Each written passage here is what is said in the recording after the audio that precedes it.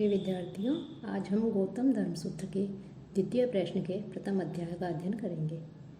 कि प्रथम प्रश्न के जो 9 अध्याय थे उनमें हमने आश्रम व्यवस्था के विषय में और धर्म के विषय में अध्ययन किया।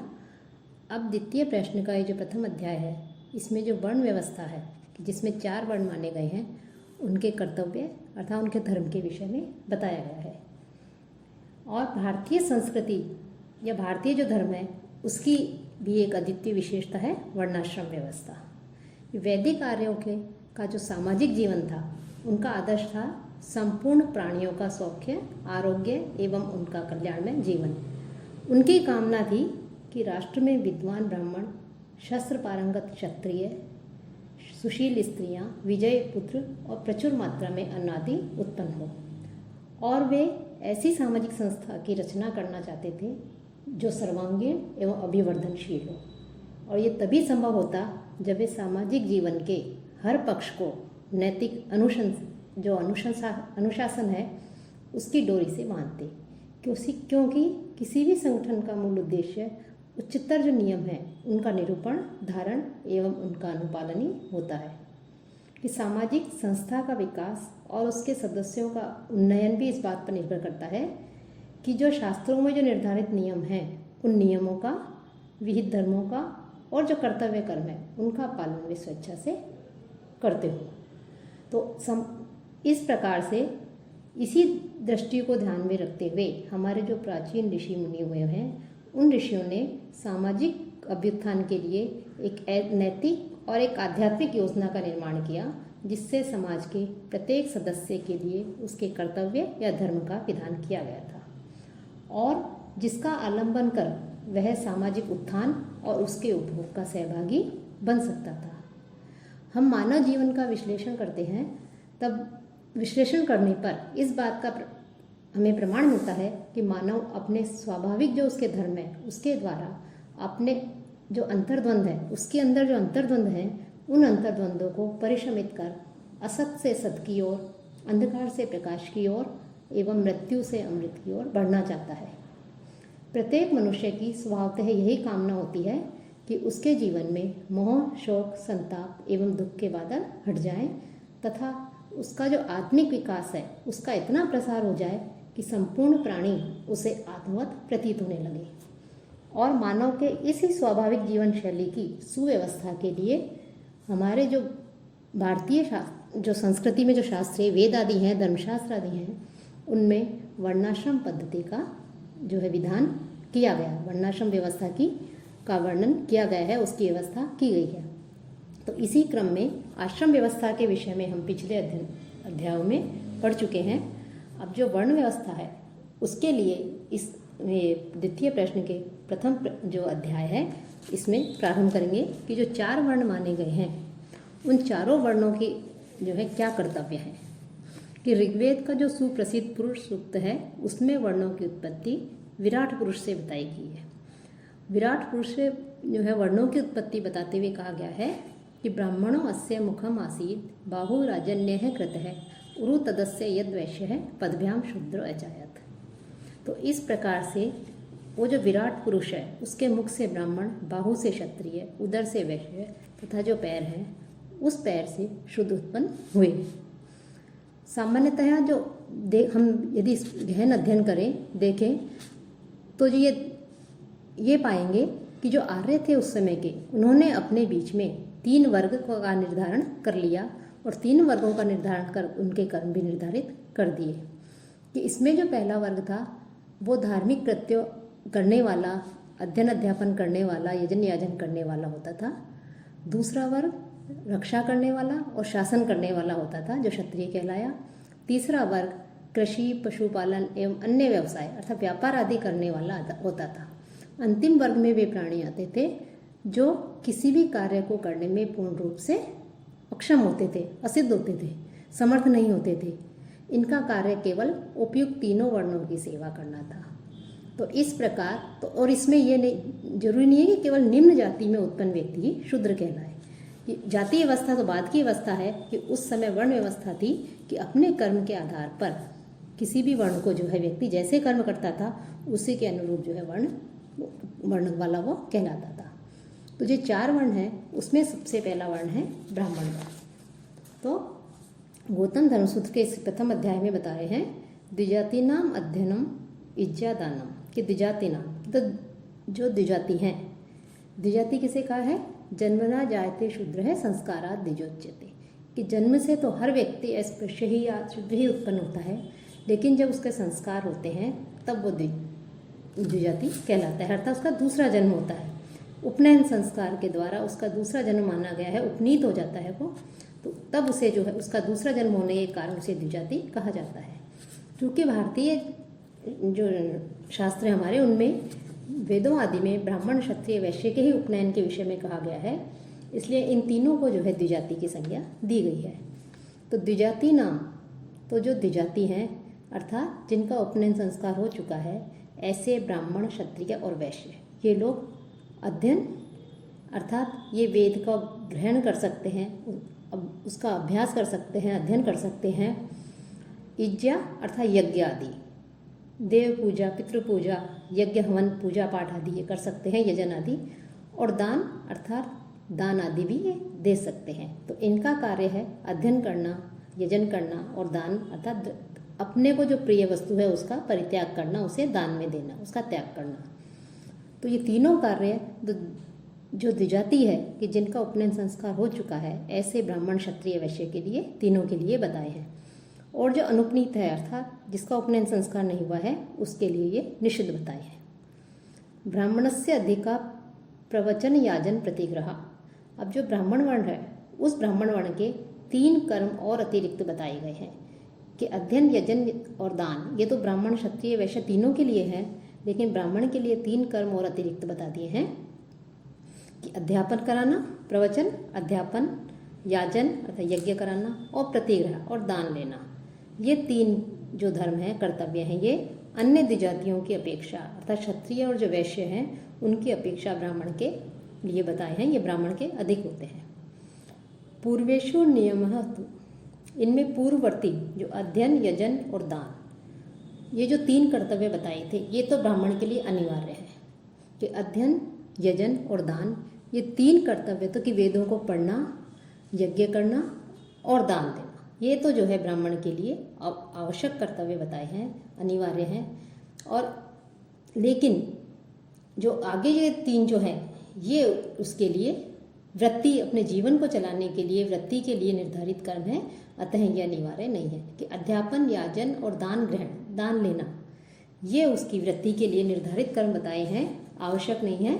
तो इस प्रकार से ब्राह्मण के लिए ये 6 कर्म बता दिए हैं।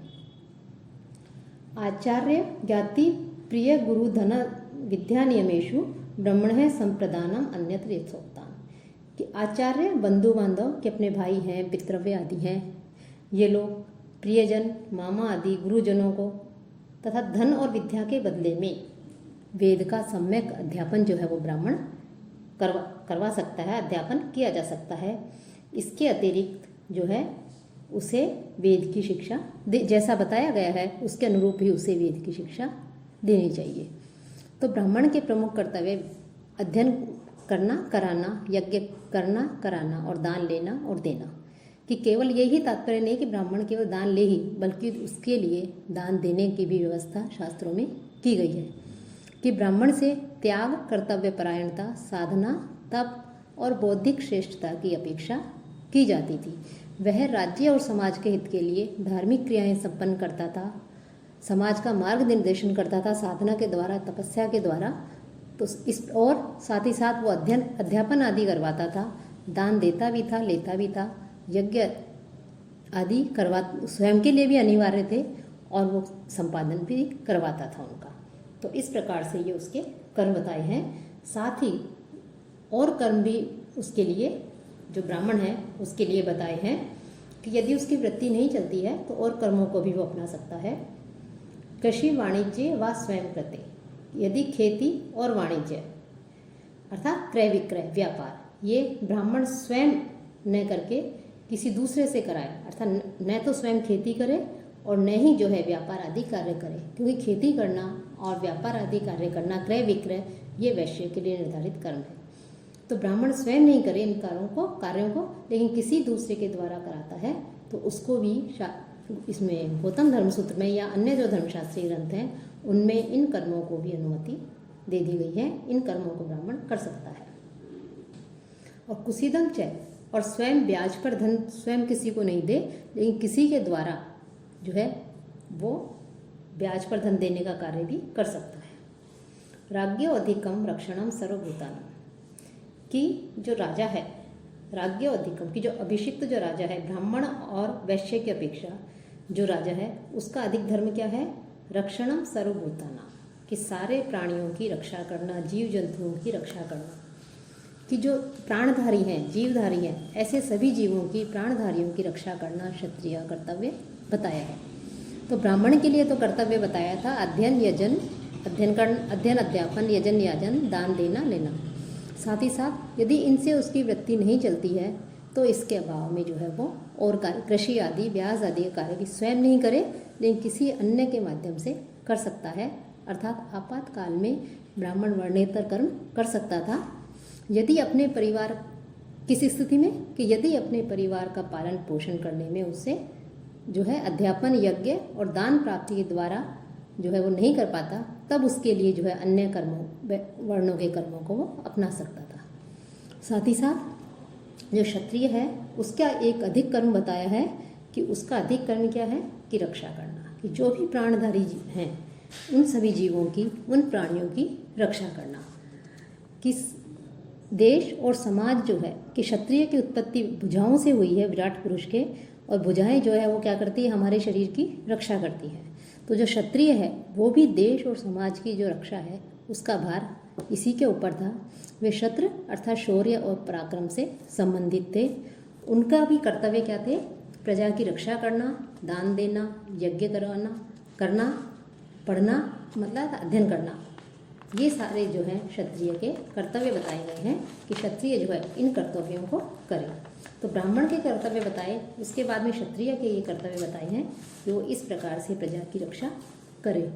साथ ही साथ न्यायः दंडत्वम, कि न्यायपूर्वक अर्थात शास्त्र के अनुसार दंड देना भी राजा का कर्म है। कि क्षत्रिय का वर्णगत जो गुण था वो शासन और सैन्य कर्म था। चारों वर्णों का संरक्षण करना उसका उत्तरदायित्व था। इसके साथ ही उसे अध्ययन और अध्ययन का भी अधिकार था। लेकिन यदि कोई प्राणी किसी प्रकार से जो है पीड़ित है, कष्ट में है, तो उसको पीड़ा पहुंचाने वाले अधर्मी जो है, न्याय की स्थापना करना और अधर्मियों को दंड देना भी जो क्षत्रिय है उसके अधिकार क्षेत्र में, उसके कर्तव्य क्षेत्र में माना गया है। बिभ्रयाद ब्राह्मणः क्षत्रियान्, कि राजा को चाहिए कि वो जो क्षत्रिय है अर्थात वेदों के विद्वान जो ज्ञाता हैं, जो ब्राह्मण हैं, उन ब्राह्मणों का भरण पोषण करे। कि उनका भार भी जो है क्षत्रिय के ऊपर होता था कि वो ब्राह्मणों के जो है उनका भरण पोषण करे।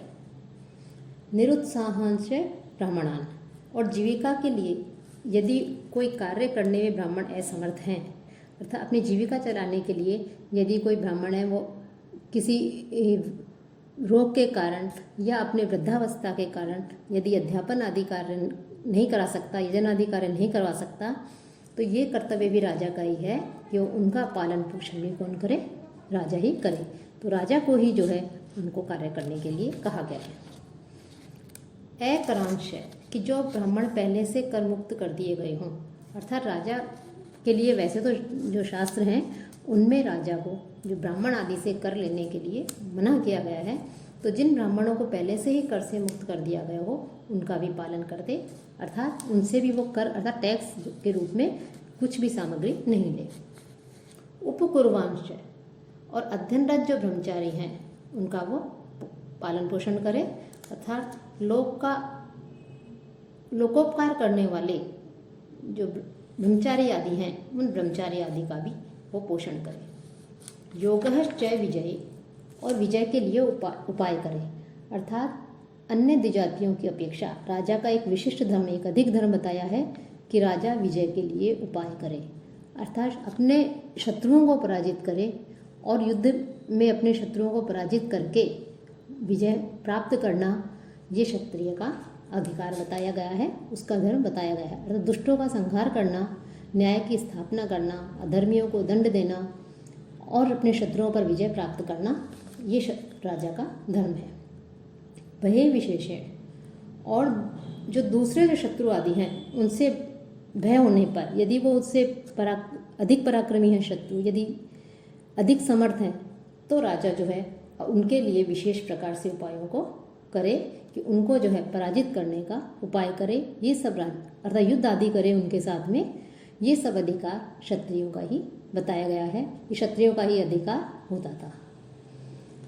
चर्याम च रथ धनुर्व्याम, और राजा का क्या कर्तव्य है कि रथ धनुर्व्याम, रथ पर आरूढ़ होकर धनुर्व्याम और धनुष हाथ में लेकर के चर्याम और विचरण करे, कि राजा को रथ पर आरूढ़ होकर और हाथ में धनुष लेकर के पूरे राज्य में जो है घूमना चाहिए कि कहीं कोई प्रजा कष्ट में तो नहीं है, कहीं कोई पीड़ा में तो नहीं है, कहीं कोई दुष्ट तो किसी को प्रताड़ित नहीं कर रहा, कि अधर्म जो है, अधर्म की तो कहीं यहाँ पर जो है वृद्धि नहीं हो रही है, कोई किसी को पीड़ित तो नहीं दे रहा कर रहा, कोई कष्ट में तो नहीं है। इन सब की रक्षा करना, सब प्रजा की रक्षा करने के लिए वो हमेशा जो है अपने हाथ में लगभग धनुष आदि लेकर के तैयार रहे।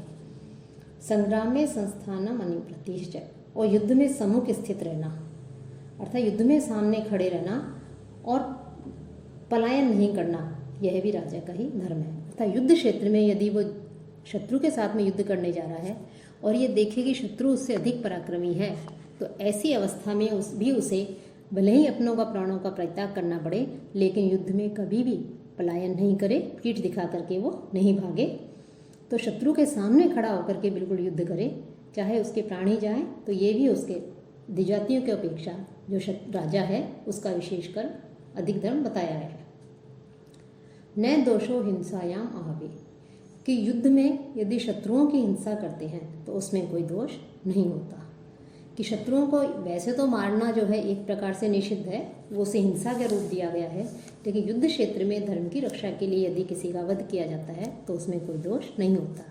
गीता में भी श्री कृष्ण ने अर्जुन को यही उपदेश दिया था कि धर्म की रक्षा के लिए और अधर्म के विनाश के लिए युद्ध करना आवश्यक है, चाहे अधर्म का साथ देने वाले फिर अपने सगे संबंधी बंधु बांधव क्यों नहीं हो, उनका विनाश करना भी धर्म की रक्षा के लिए बहुत अधिक आवश्यक है। तो यहाँ भी जो है धर्म की रक्षा के लिए, प्रजा की रक्षा के लिए युद्ध में शत्रुओं की हिंसा करने में राजा को कोई दोष नहीं बताया है।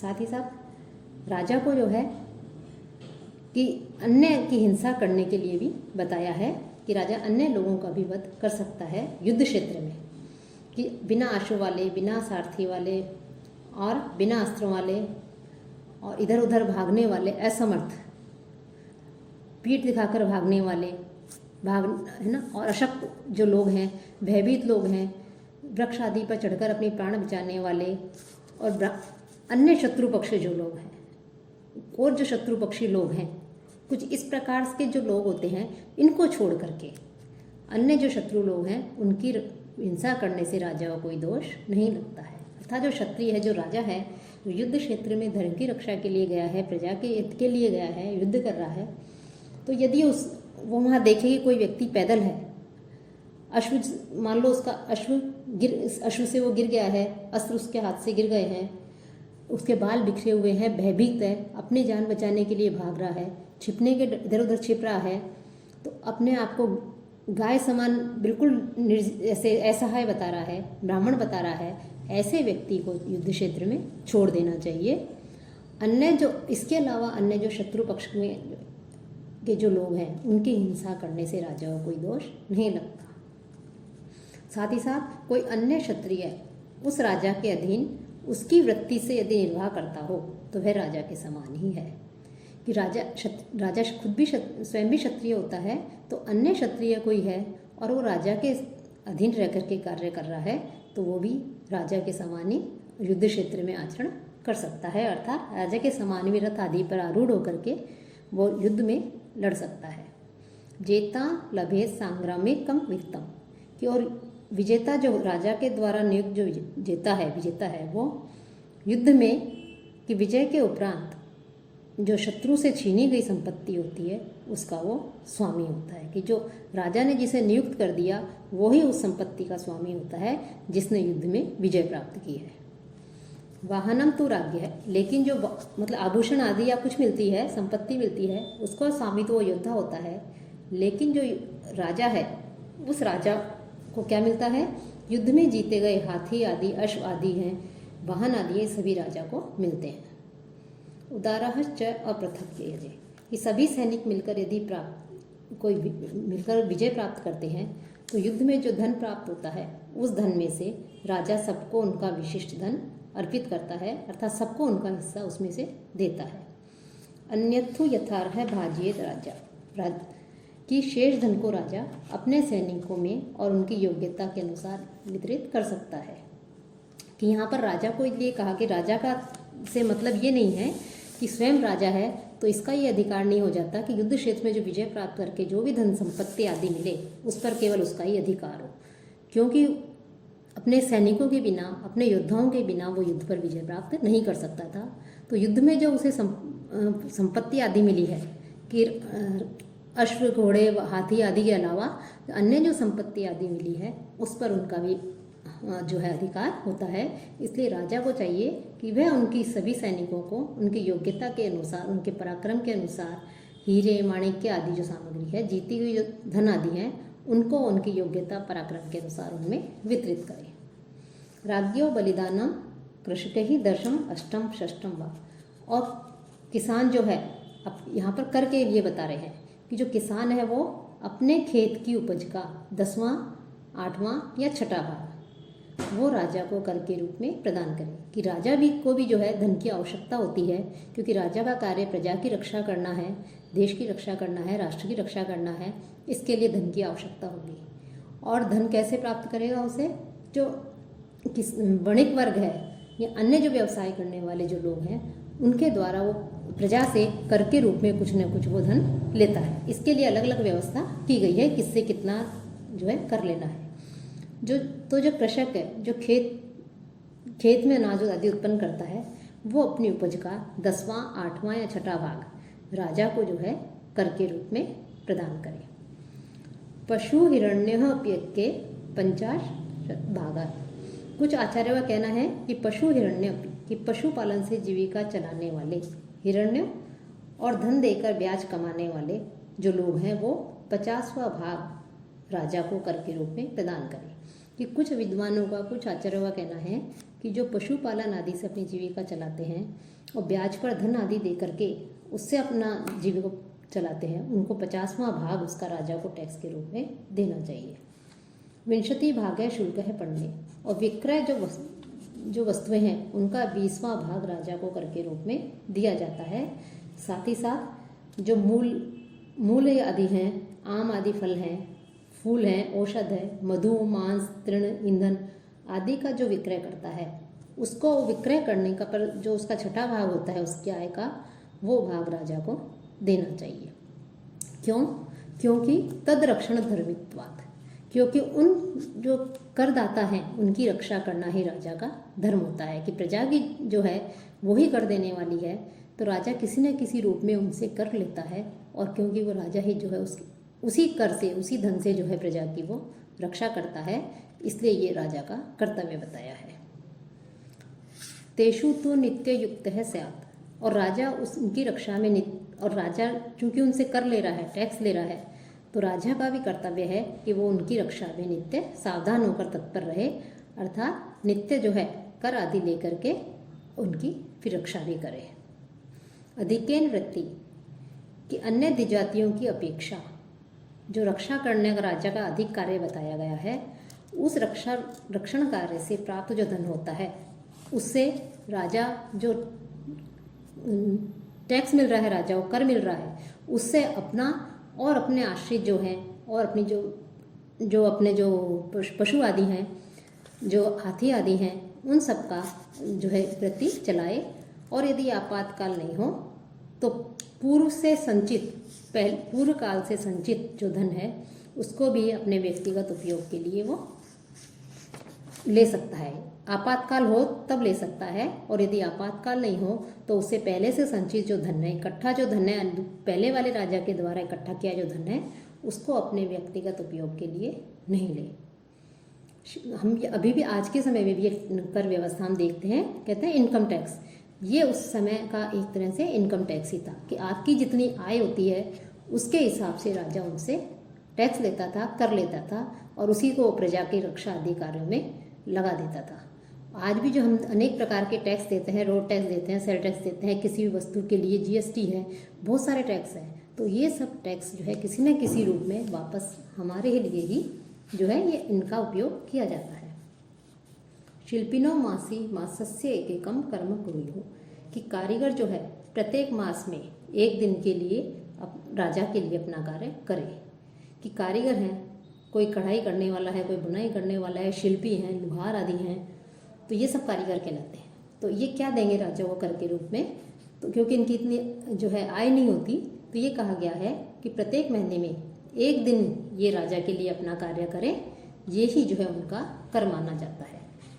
एतेना आत्मवशजीविनो व्यक्तः, शारीरिक श्रम करने वाले, जीविका निर्वाह करने वाले जो है कि जो शारीरिक श्रम करके अर्थात लकड़ियाँ काट करके, ईंधन इकट्ठा करके, उसको लकड़ियों को बेच करके जो अपना जीवन निर्वाह करने वाले हैं, उनके लिए भी यही जो है बताया गया है, शिल्पी आदि के लिए भी। 9 चक्रीन बनता है, नौका आदि और गाड़ी आदि चलाकर जीविकोपार्जन करने वाले के लिए भी प्रति मास एक दिन राजा के लिए कर्म करना चाहिए।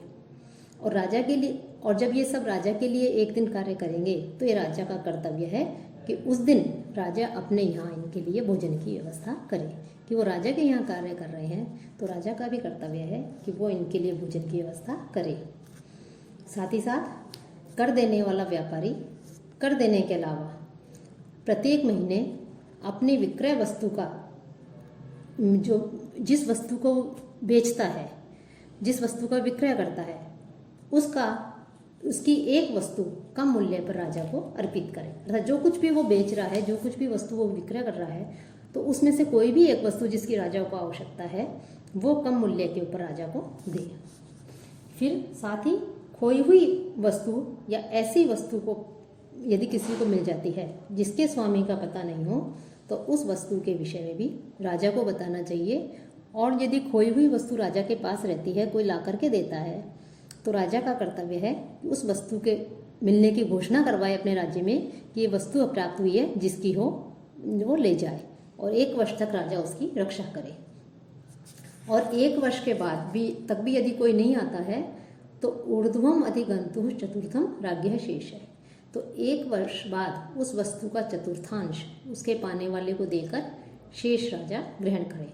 अर्थात जैसे किसी व्यक्ति को रास्ते में चलते हुए कुछ मान लो कोई स्वर्ण मुद्रा मिल जाती है, तो उसको वो ले जा करके राजा को दे, राजा 1 वर्ष तक उसकी रक्षा करे और राज्य में घोषणा करवाए कि यदि जिस किसी की भी हो तो वो आकर ले ले। लेकिन यदि कोई आता नहीं है 1 वर्ष के अंदर, तो फिर राजा उसका जो चौथा हिस्सा है, चौथा भाग है, वो उस जिसको वो मिली है उसको दे और बाकी अपना राजा स्वयं राजकोष में जमा कर ले या राजा ग्रहण कर ले। साथ ही कोई भी व्यक्ति पैतृक संपत्ति, स्वयं खरीदी हुई वस्तु, भाइयों के बंटवारे में मिला हुआ धन, स्वयं पाई हुई किसी की खोई हुई वस्तु और राजा को दी गई जो वस्तु है वो राजा से चतुर्थांश के रूप में प्राप्त हो और उसका वस्तु का वो चौथे भाग का स्वामी होता है, बाकी राजा के पास रहती है, राजा के खजाने में जमा हो जाती है। ब्राह्मण से अधिकम लब्धम, इसके अतिरिक्त दान में प्राप्त धन ब्राह्मण की अधिक संपत्ति होती है। कि दान में जो ब्राह्मण को मिलता है वो ब्राह्मण का अधिक धन होता है। क्षत्रिय से विजितम, युद्ध में जीता हुआ धन क्षत्रिय का अधिक धन होता है। निर्विष्टम वैश्य शूद्रयो, अपने कर्म से उपार्जित धन वैश्य और शूद्र की अधिक संपत्ति होता है। पाई हुई वस्तु भी राजा का धन होती है। ब्राह्मण से अभिरूपस्य, अपने 6 कर्मों में रत रहने वाले ब्राह्मण को मिली हुई वस्तु उसी की संपत्ति अर्थात ब्राह्मण की ही मानी जाती है। कि जो अध्ययन, अध्यापन, यजन, याजन, दान, देना लेना आदि में लीन रहता है, ऐसे ब्राह्मण को यदि कोई वस्तु मिल जाती है तो वस्तु ब्राह्मण की होती है, राजा की नहीं होती। कुछ विद्वानों का कहना है कि ब्राह्मण से भिन्न वर्ण का व्यक्ति भी यदि उस वस्तु को प्राप्त कर लेता है तो राजा को अर्पित करने के बाद उस वस्तु का जो षष्ठांश होता है, छठा भाग होता है, वो राजा उसका स्वामी हो जाता है। चोर हितम अभिजित्य यथा स्थानम गमेत, और चुराई गई वस्तु चोर से छीनकर जिसकी वस्तु हो उसी को देना चाहिए। कोषाद्वाद अध्यात, अपने कोष से उतना धन स्वामी को दे। रक्ष्यम बाल धनमा व्यवहार प्रापणात्, 16 वर्ष से कम अवस्था वाले बालक के धन की उसके व्यवहार प्राप्ति तक अर्थात उसके 16 वर्ष की अवस्था प्राप्त होने तक राजा उसकी रक्षा करे। यदि 16 वर्ष से कम अवस्था वाला यदि कोई बालक है और उसका यदि कोई धन है, उसके कोई भी उसके परिवार में नहीं है, किसी कारण से बालक अकेला है, तो उस व्यक्ति के धन की रक्षा जो है राजा करे, 16 वर्ष तक बाद में उसे अर्पित कर दे। समावृत्तिर्वा, अथवा कुछ लोगों का कहना है कि जब वो अध्ययन करके गुरुकुल से वापस लौट आए तब तक जो है उसकी रक्षा करे, उसके बाद उस बालक को दे। वैश्यस्य अधिकम कृषि वणिक पशुपाल्य उसितम, कृषि व्यापार पशुपालन और ब्याज से प्राप्त धन, एक वैश्य जो है उसका अधिक जो है धन होता है कि कृषि आदि के द्वारा, व्यापार आदि के द्वारा, पशुपालन आदि के द्वारा ब्याज से प्राप्त धन जो होता है वो वैश्य का ही होता है। शूद्र चतुर्थो वर्ण एक जाति, शूद्र चौथा वर्ण होता है और वह एक जाति होता है, और यह जो है अन्य 3 वर्णों के समान इसका उपनयन संस्कार नहीं होता, इसलिए इसे द्विज नहीं कहा जा सकता। तस्यापि सत्यम अक्रोध शौचम, उसके लिए भी सत्य, अक्रोध और शौच के नियमों का विधान है। अब इस जो निम्न वर्ण है, चतुर्थ वर्ण है, उसके लिए जो कर्तव्य बताए हैं उसके लिए हम अगले व्याख्यान में चर्चा करेंगे।